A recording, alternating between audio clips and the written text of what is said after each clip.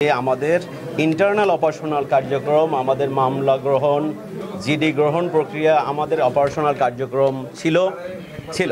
তো আমরা আজকের থেকে পূর্ণাঙ্গরূপে পেট্রোলিং, ট্রাফিক ব্যবস্থাপনা, গার্ডিং, ভিভিআইপি প্রোডাকশন থেকে শুরু করে অন্য যেসব কার্যাবলী পুলিশের রয়েছে সেগুলো পূর্ণমাত্রায় আমরা সকাল থেকে শুরু করেছি, যেটা আপনি জানেন এবং দেখেছেন।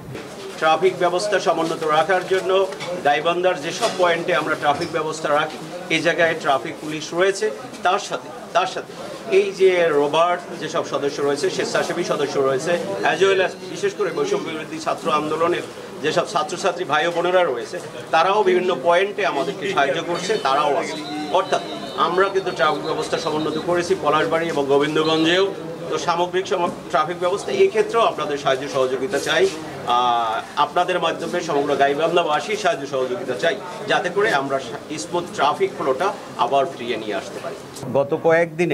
গত কয়েকদিনে এটাও আমরা করেছি যে এর ভিতরে যারা থানায় আসতে পারেনি আপনাদের মাধ্যমে আহ্বান জানাচ্ছি যে যারা এই কয়েকদিনের ভিতরে যদি কোনো অপরাধ সংগঠিত হয়ে থাকে, যে কোনো ধর্তব্য অপরাধ, সেগুলোর জন্য আইনি ব্যবস্থা গ্রহণের জন্য আমরা সবাইকে উদ্যত আইনি ব্যবস্থা গ্রহণের জন্য থানায় আসার অভিপ্রায়ে যদি কেউ থাকে তাকেও আমরা অনুরোধ করব আপনাদের মাধ্যমে তারা যেন থানায় এসে তারা পুলিশি সেবা গ্রহণ করে।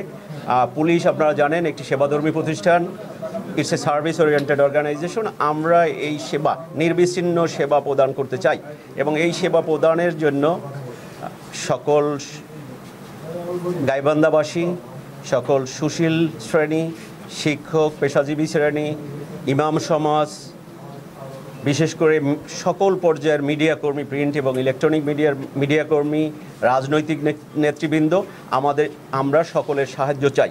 আমরা সবাই মিলে আমরা চাচ্ছি যে এই পুলিশিং ব্যবস্থা শুধুমাত্র বিদ্যমান পুলিশ দিয়েই যে হবে, আমরা কমিউনিটি পুলিশ ব্যবস্থা, জনগণের সাথে আলাপ আলোচনা এবং মত বিনিময়ের মাধ্যমেই আমরা চাচ্ছি যে পুলিশি ব্যবস্থাটা গাইবান্ধায় সমুন্নত রেখে আইনশৃঙ্খলা পরিস্থিতি স্বাভাবিক রাখার জন্য।